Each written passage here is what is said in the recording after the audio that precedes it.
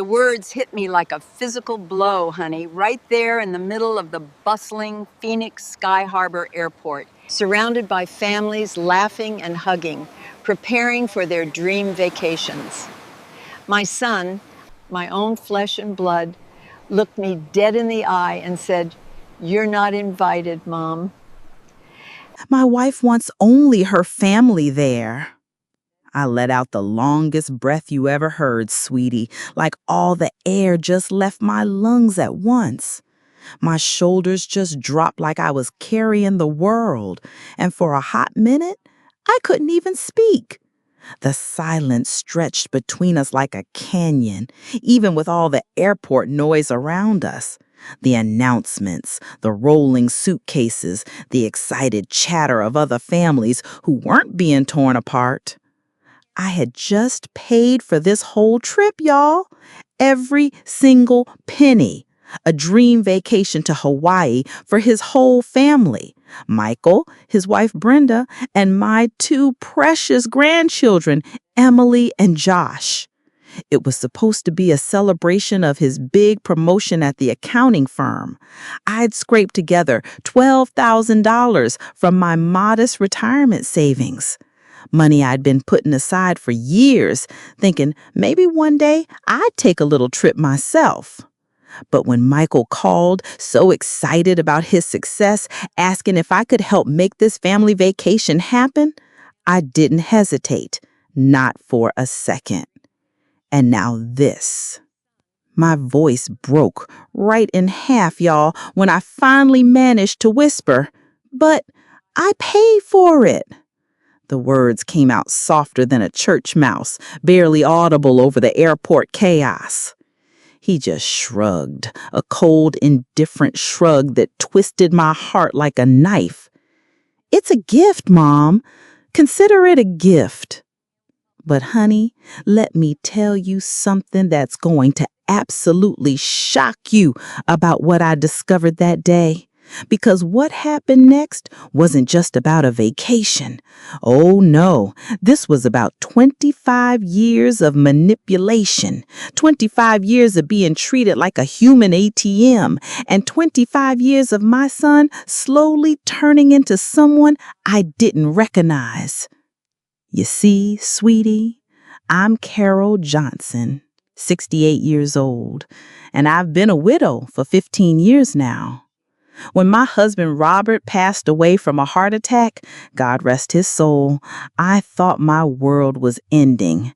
But I picked myself up, dusted myself off, and dedicated every breath in my body to making sure my son Michael had every opportunity in life. I worked 2 jobs, sometimes 3. I was a school cafeteria worker during the day, cleaned offices at night, and on weekends, I did alterations for the local dry cleaner. My hands were always busy, always working, always providing. I lived in the same modest little house in Mesa, Arizona for 30 years, never upgrading, never splurging on myself because every extra penny went to Michael. College tuition at Arizona State University, I paid it. Down payment on his first house in Scottsdale, I provided it. His wedding to Brenda, I funded half of it. The fancy car Brenda insisted she needed for her image, I helped with that too. Private school tuition for the grandkids, every month, like clockwork, money flowed from my account to theirs. And I never asked for anything in return, sweetie.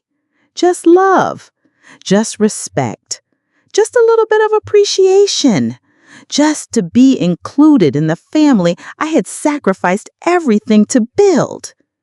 But standing there in that airport, watching him walk away with his wife already a few steps ahead, not even bothering to look back, I realized something that made my blood run cold.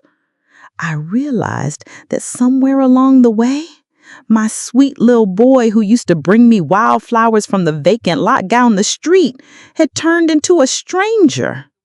A stranger who saw me as nothing more than a convenient source of funding for his lifestyle.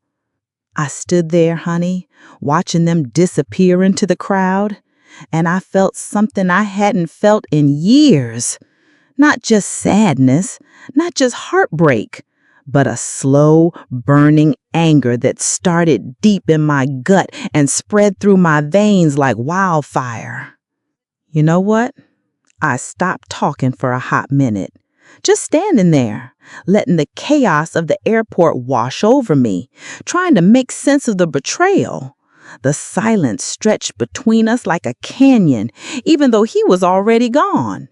It was the silence of a broken promise, a shattered dream. But then, sweetie, something clicked in my mind. A memory from just 2 weeks earlier that I hadn't thought much about at the time, but now it made perfect sense. I had been at Michael's house helping Brenda with some alterations on her new dress, a $300 designer piece she'd bought for some corporate event. While I was pinning the hem, I overheard her on the phone with her sister laughing about something. And what she said, honey, what she said made my blood boil when I remembered it standing there in that airport. She had said, and I quote, "Oh, Carol, so easy to manipulate. Just mention the grandkids and she opens her wallet. Michael's got her wrapped around his little finger. We'll never have to worry about money as long as she's around." At the time, I thought I must have misheard. Surely my daughter-in-law, the woman I had welcomed into our family with open arms, wouldn't say such cruel things about me. But now, standing there, abandoned in that airport, it all made sense. But honey, they had absolutely no idea what Mama was about to do next. You could hear the mischief just dancing in my voice as I walked away from that airport, not with my head bowed down in shame, but with a new resolve hardening in my heart. Because you see, sweetie, what Michael and Brenda didn't know was that I hadn't always been just a simple housewife. Before I married Robert, before I dedicated my life to family, I worked for 5 years as a bookkeeper for a law firm. I knew how to research, how to investigate, and most importantly, how to document everything. And I mean everything. I went straight home to my little house in Mesa, Arizona, and I did something I should have done years ago. I sat down at my kitchen table, the same table where I'd helped Michael with his homework, where we'd shared countless meals, and I started to make a list. Not a grocery list, sweetie. A list of every single financial contribution I had made to Michael and Brenda since they got married 12 years ago. My voice, honey, was dripping with all that irony as I wrote it all down. They thought they were so clever, so entitled. They thought I was just a sweet old lady who wouldn't notice, wouldn't care. But honey, I noticed. Oh, I noticed, and I cared deeply. The down payment on their house, $45,000. The car, $18,000. The kids' private school tuition, $2,400 every month for the past 4 years. Brenda's fancy new car, $25,000. Their vacations, $8,000 last year alone. Even the dog's vet bills, $3,200 when their golden retriever needed surgery. But that wasn't even the worst part, sweetie. Oh no, the worst part was what I found when I started digging deeper. What I found, honey, made my blood run cold and my hands shake as I held the documents. Because Michael hadn't just been taking my money for family expenses. Oh no, he had been lying to me about what the money was for. Remember that $15,000 I gave him last Christmas? He told me it was for Emily's medical bills, that she needed some special treatment that insurance wouldn't cover. I was so worried about my granddaughter that I didn't hesitate to transfer the money immediately. But when I called Emily's pediatrician, Dr. Martinez, who I'd known for years, to ask how she was doing, he was confused. "Mrs. Johnson," he said, "Emily hasn't needed any special treatment. She's perfectly healthy." My heart nearly stopped, sweetie.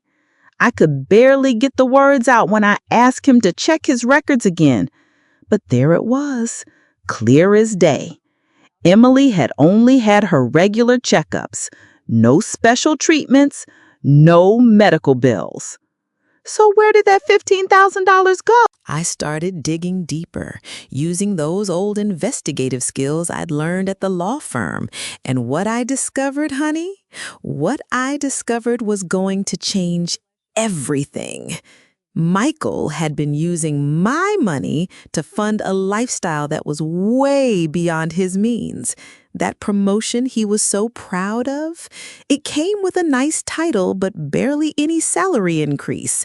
The fancy house, the expensive cars, the private schools, the designer clothes, it was all being funded by me while they lived like royalty and treated me like a servant. But that still wasn't the worst part. Oh no, sweetie. The worst part was what I found out about Brenda. Brenda, my dear daughter-in-law, who always acted so sweet and grateful whenever she asked for money, had been running a little side business that I knew nothing about. And this business, honey, this business was about to blow their perfect little world apart. You see, Brenda had been selling my gifts. Every single expensive gift I had ever given her, the jewelry, the designer handbags, the artwork I'd bought for their house. She had been selling them online and pocketing the money. I found her eBay account by accident, sweetie. I was trying to find a replacement for a vase I'd given her for her birthday, one that she claimed had been accidentally broken. But when I searched for it online, there it was, being sold by someone with the username BrendaB_AZ, with the exact same chip on the base that I remembered from when I bought it. My voice caught with pure shock, honey, when I realized what I was looking at. This wasn't just one item.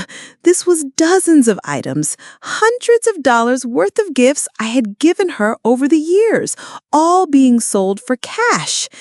But the most heartbroken discovery was a photo album I had made for her when Josh was born. I had spent weeks putting together pictures of our family history, stories about Michael's childhood, memories of his father.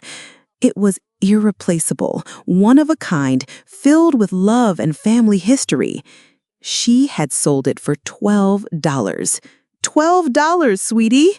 My family's history, my heart poured onto those pages, sold to a stranger for the price of a fast food meal.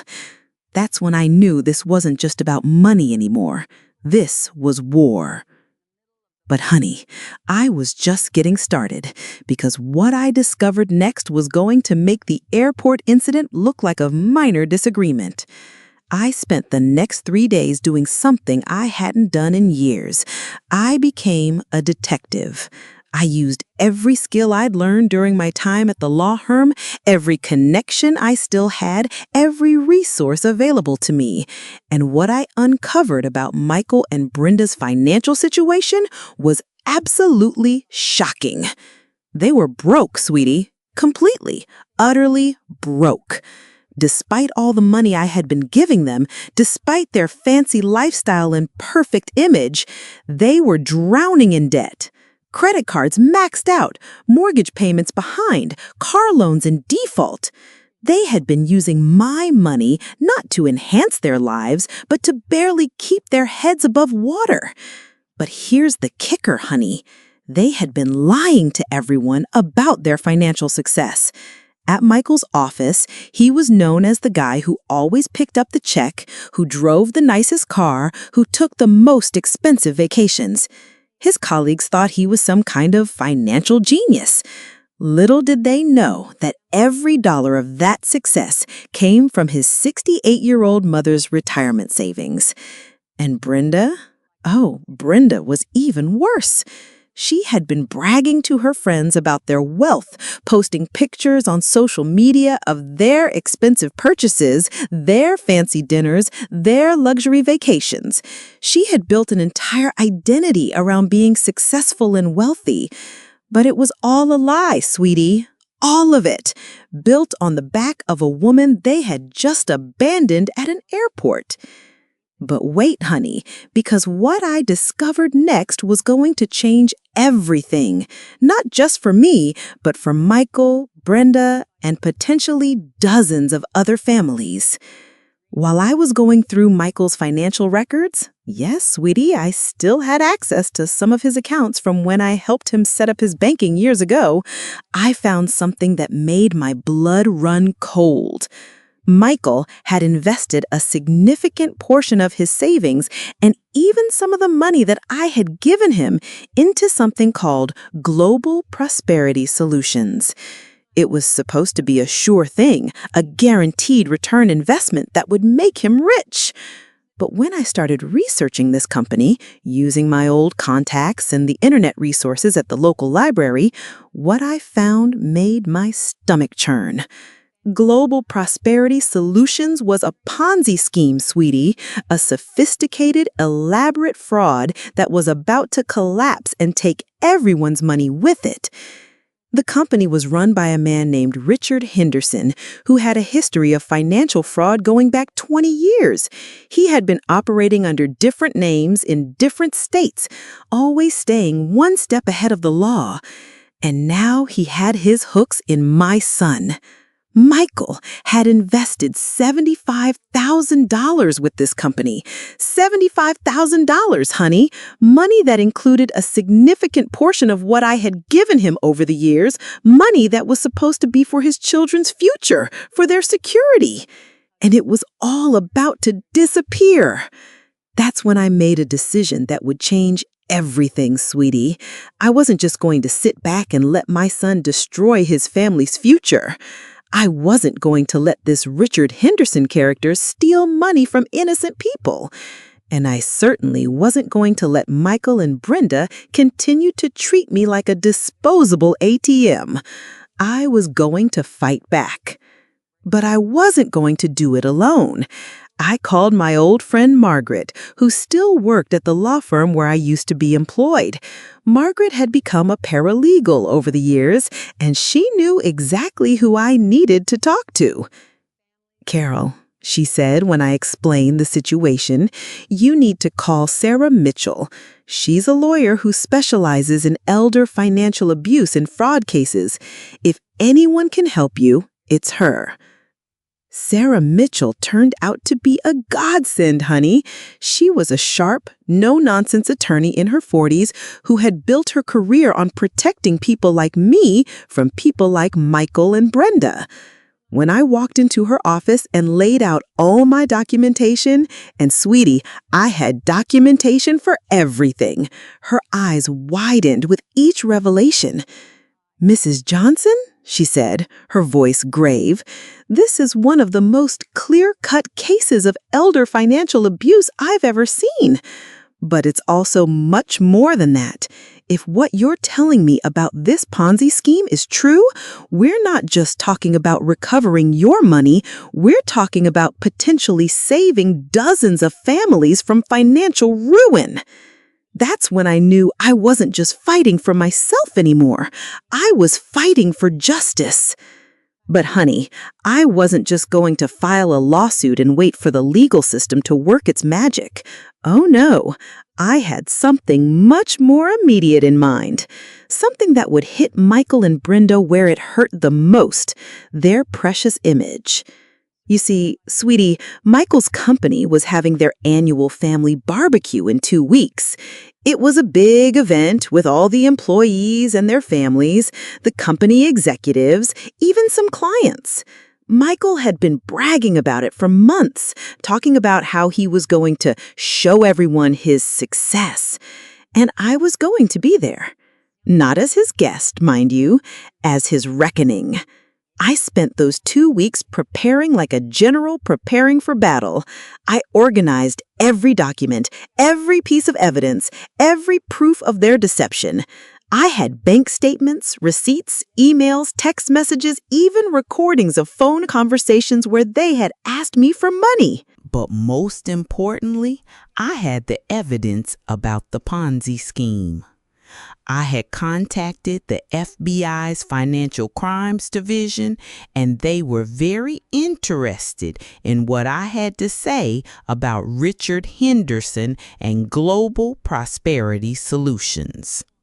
The day of the barbecue arrived, honey, and I dressed with a purpose. Not in my usual comfortable clothes, but in a smart, tailored outfit that exuded quiet confidence. I even put on a little extra lipstick, a vibrant red that matched the fire in my belly. This wasn't just a family gathering. This was a stage, and I was about to deliver the performance of a lifetime. When I arrived at the company barbecue, sweetie, the atmosphere was exactly what I expected. Michael was in his element, playing the role of the successful executive, the family man, the golden boy of the accounting firm. He was standing by the grill, flipping burgers and telling jokes, surrounded by his colleagues and their families. Brenda was nearby, looking perfectly put together in a designer dress that I now knew she had probably bought with my money, playing the role of the supportive wife. My grandchildren, Emily and Josh, were running around with the other kids, laughing and playing games. They looked so innocent, so happy, completely unaware that their parents' world was about to come crashing down. When Michael saw me approaching, his face went white as a sheet. He clearly hadn't expected me to show up, especially not after what had happened at the airport. "Mom," he said, his voice strained, "what are you doing here?" "Hello, Michael," I replied, my voice calm and steady. "I thought it was time I met some of your colleagues. You know, the people you've been telling about your great financial success." Brenda appeared at his side, her smile tight and forced. "Carol, what a surprise. We weren't expecting you." "I'm sure you weren't, dear, but I have some things I need to discuss with Michael, some business matters that I think his colleagues might find very interesting." The color drained from both their faces, honey. They knew something was coming, but they had no idea what. I waited for the perfect moment, sweetie. After everyone had eaten, when the adults were settled with their drinks and the atmosphere was relaxed and social, that's when I made my move.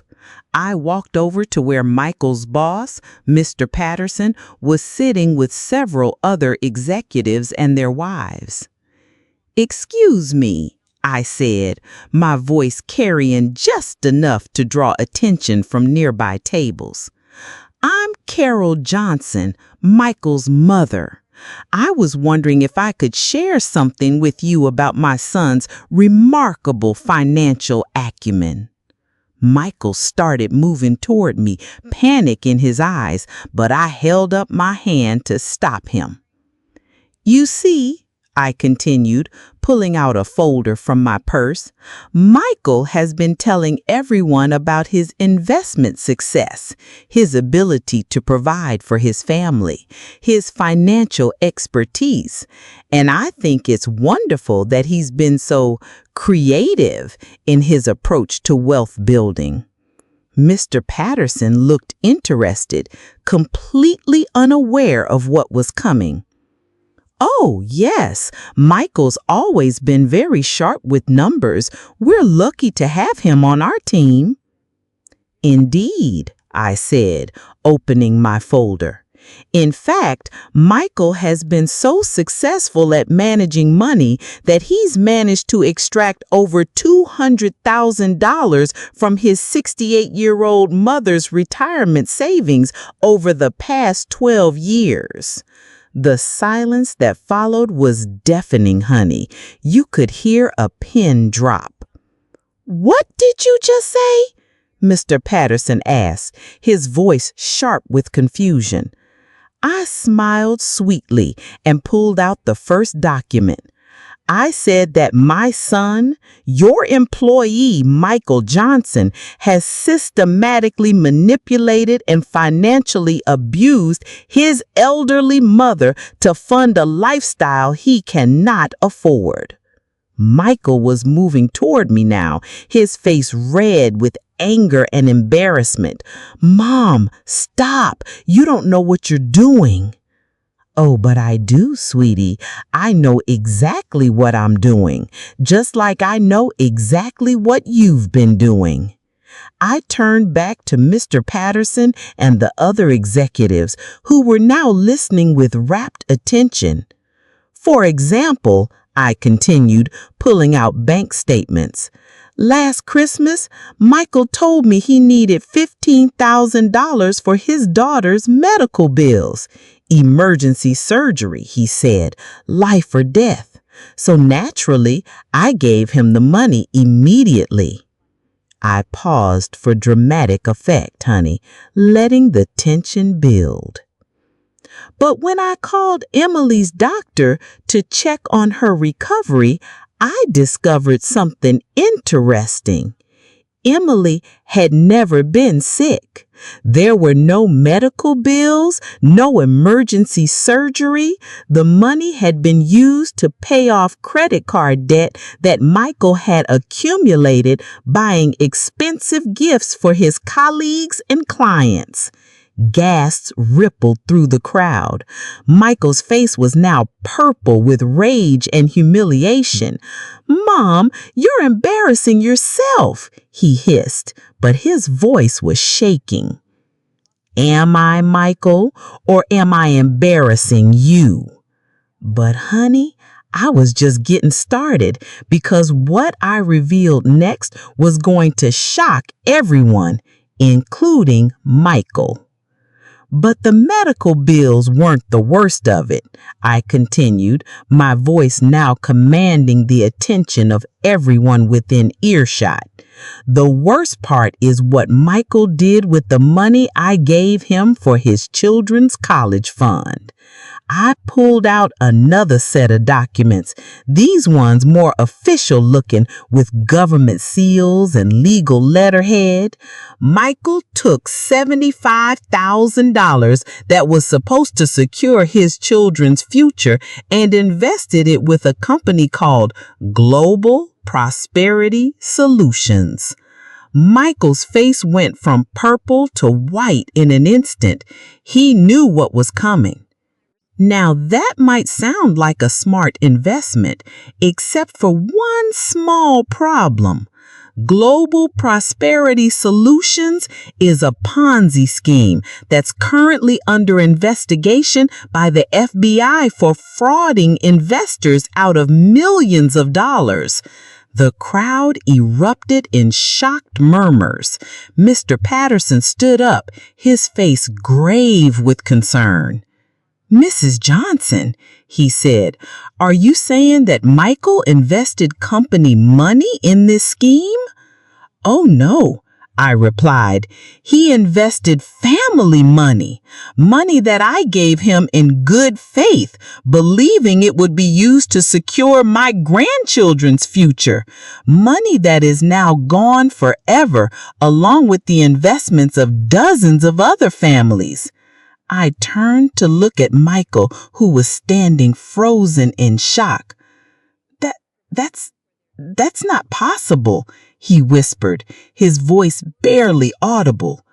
"Richard assured me. He said the returns were guaranteed." "Richard Henderson is a con artist, Michael," I said, my voice softer now, because despite everything, he was still my son. He's been running Ponzi schemes for 20 years. The FBI has been tracking him across multiple states. Brenda, who had been standing beside Michael in stunned silence, suddenly exploded. "This is all your fault," she screamed at me, her perfect composure finally cracking. "You ruined everything. You've destroyed our lives." "You've destroyed your lives?" I asked, my voice rising with indignation.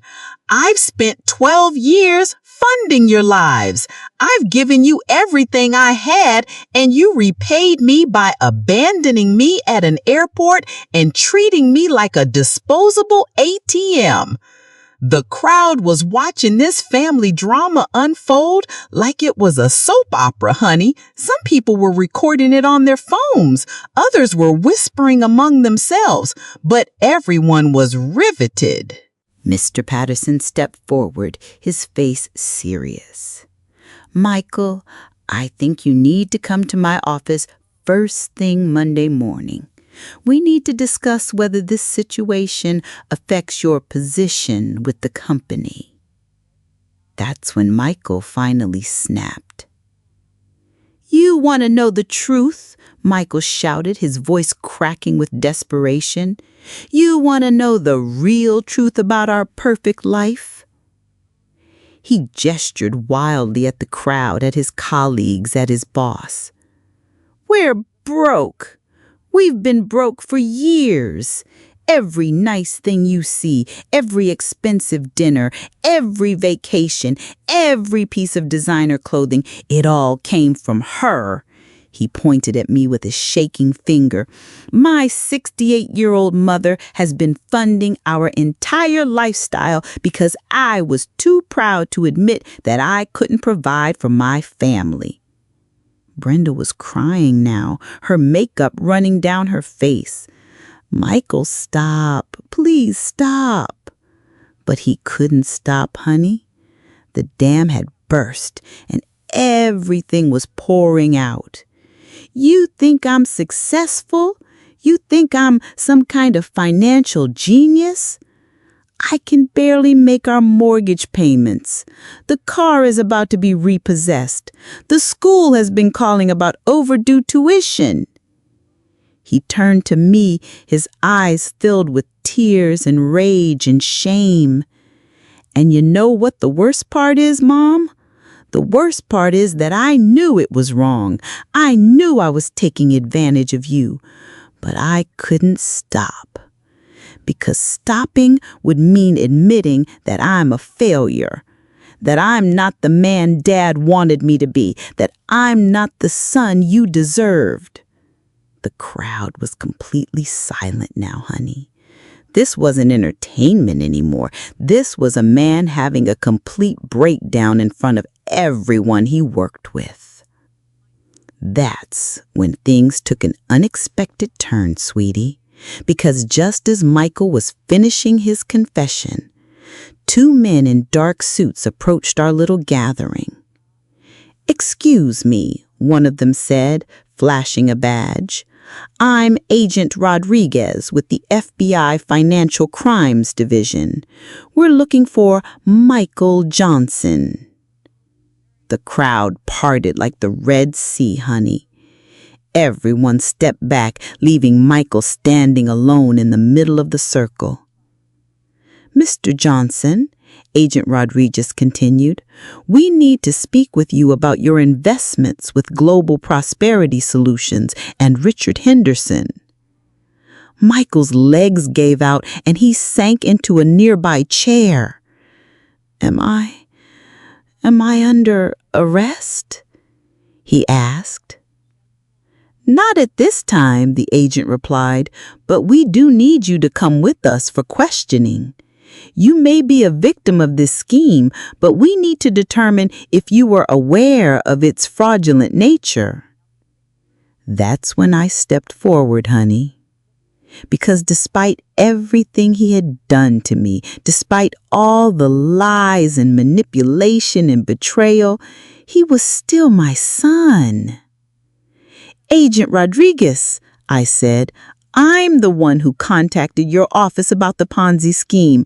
Michael is a victim here, not a perpetrator. He was foolish and greedy, but he wasn't criminal. He looked at me with respect.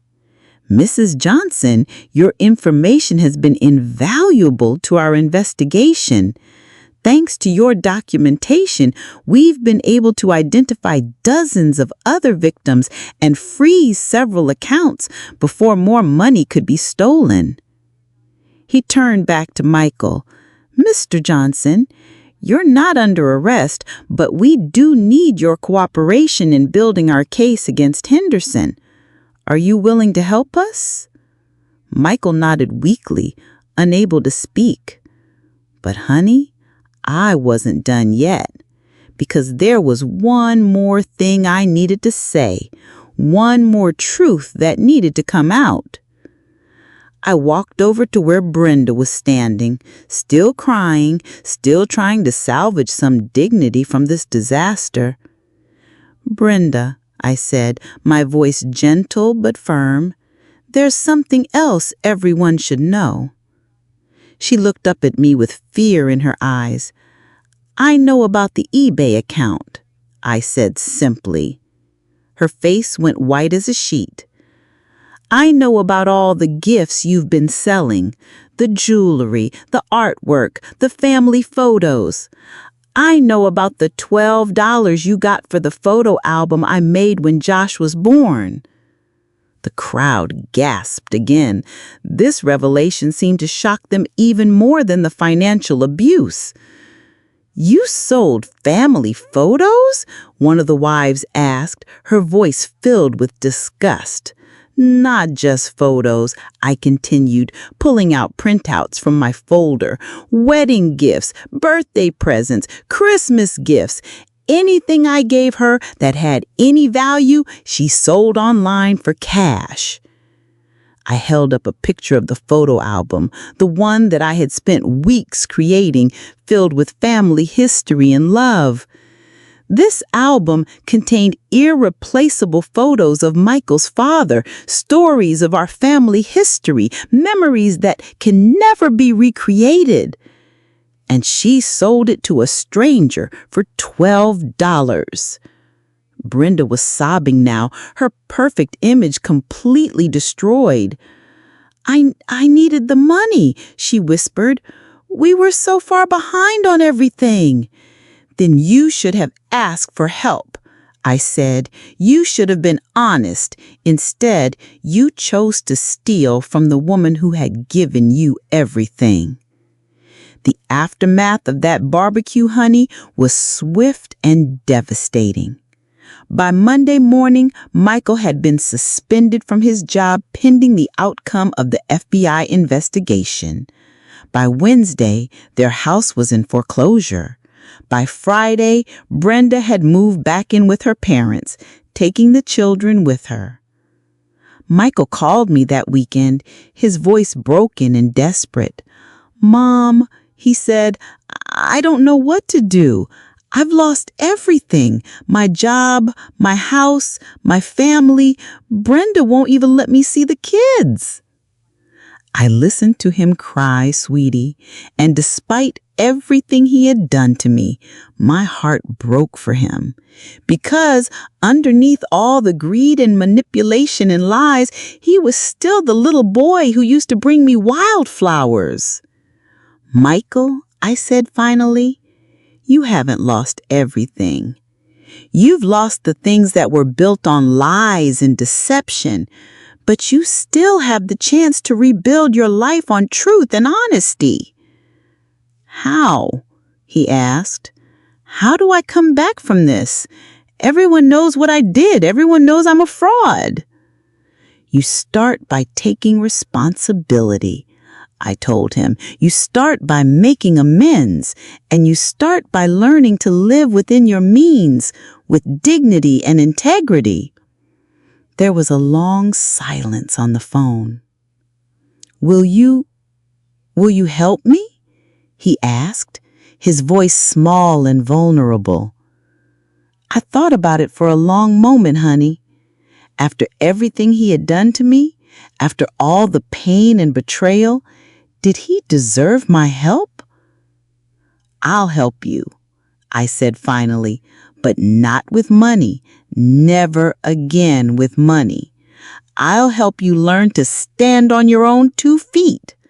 I'll help you become the man your father would have been proud of."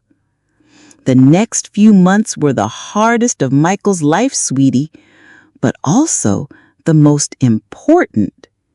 He had to face the consequences of his actions, had to rebuild his relationship with his children, had to find a new job and a new place to live.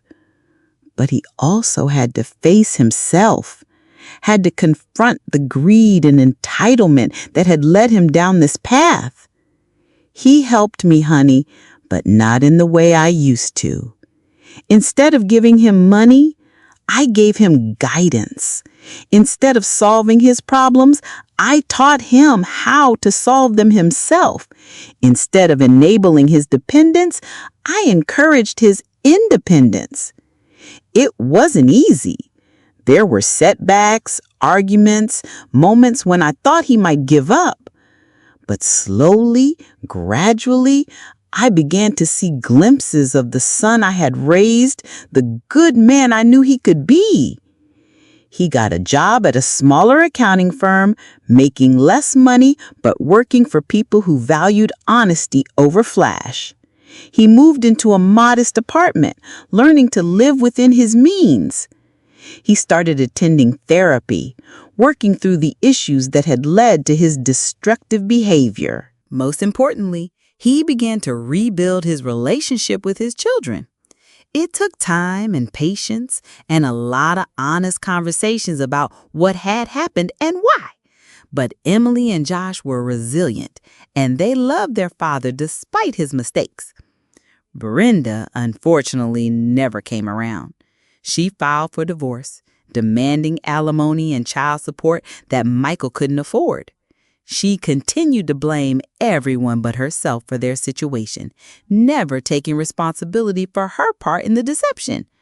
But Michael was learning to let go of things he couldn't control and focus on the things he could. The FBI investigation into Global Prosperity Solutions concluded 6 months later, honey, and the results were everything I had hoped for. Richard Henderson was sentenced to 15 years in federal prison for running a Ponzi scheme that had defrauded over 200 families out of more than $50 million. Thanks to my documentation and Michael's cooperation, the authorities were able to recover about 30% of the stolen money. It wasn't everything, but it was something. Michael got back about $22,000 of the $75,000 he had invested, money that went directly into a college fund for Emily and Josh. But more importantly, dozens of other families were saved from losing their life savings. The FBI was able to freeze Henderson's accounts before he could steal even more money. And several other victims came forward with their own stories of financial abuse. I testified at Henderson's sentencing hearing, sweetie, and I'll never forget what the judge said when he handed down the sentence. "Mr. Henderson," he said, "you didn't just steal money from these families. You stole their trust, their security, their faith in the future. But thanks to brave people like Mrs. Johnson, who refused to stay silent in the face of fraud, you will never be able to hurt anyone else again." As for my own case against Michael, I decided not to pursue it legally. The public humiliation and the loss of everything he had built on lies was punishment enough. Instead, I focused on healing our relationship and helping him become a better man. It took almost a year, honey, but slowly, gradually, Michael and I began to rebuild our relationship. Not the old relationship where I was the giver and he was the taker, but a new one based on mutual respect and genuine love. He started visiting me regularly, not to ask for money, but just to talk.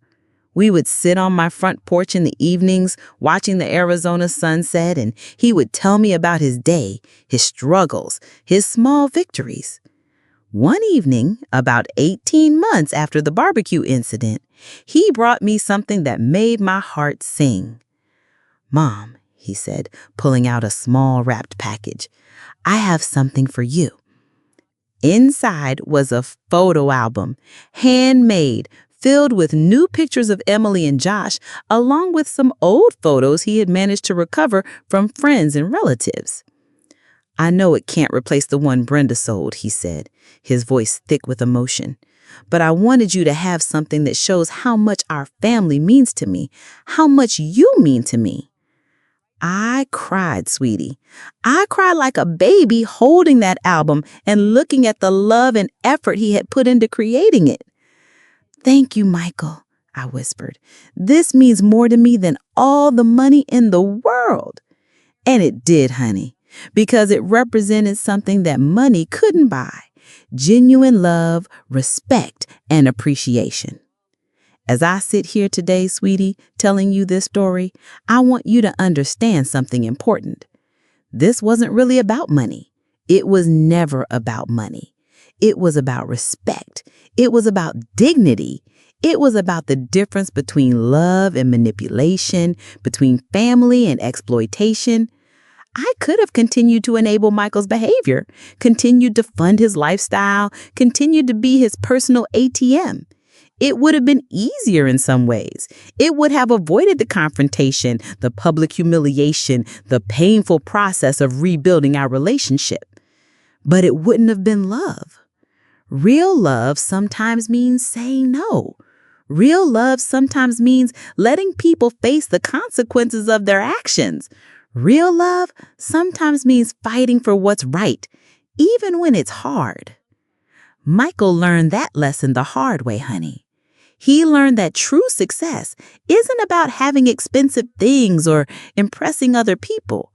It's about living with integrity, treating people with respect, and building relationships based on honesty and mutual care.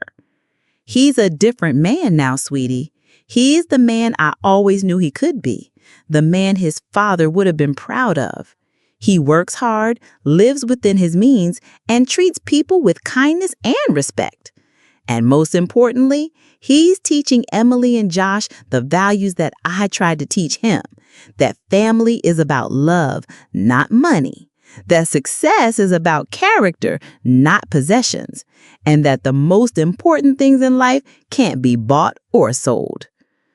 So, if you're listening to this story, honey, and you recognize yourself in it, whether you're the Carol being taken advantage of or the Michael doing the taking, I want you to know that it's never too late to change.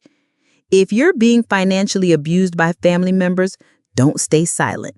Don't enable their behavior out of misguided love. Seek help, document everything, and remember that you deserve to be treated with respect and dignity. And if you're the one doing the taking, if you're manipulating and exploiting the people who love you, stop. Stop now before you lose everything that really matters. Money comes and goes, honey, but family, real family, built on love and respect, that's forever. I'm 68 years old now, and I've learned that the most valuable things in life can't be deposited in a bank account. They're the hugs from your grandchildren, the genuine conversations with your adult children, and the knowledge that you've lived with integrity and stood up for what's right. That Hawaii vacation that started this whole mess, I never did take it. But you know what? I got something better. I got my son back. The real Michael, not the greedy, manipulative version that Brenda and financial pressure had created, but the good man I raised him to be. And that, sweetie, is worth more than all the tropical islands in the world. Remember, honey, you're never too old to stand up for yourself, never too old to demand respect, and never too old to fight for what's right. Family isn't about blood. It's about love, respect, and treating each other with dignity. And if anyone ever tries to tell you different, You just remember Mama Carol's story, and you stand up tall and show them what real strength looks like. Thank you for listening, y'all. Your support means the world to me. And remember, Mama Carol got your back.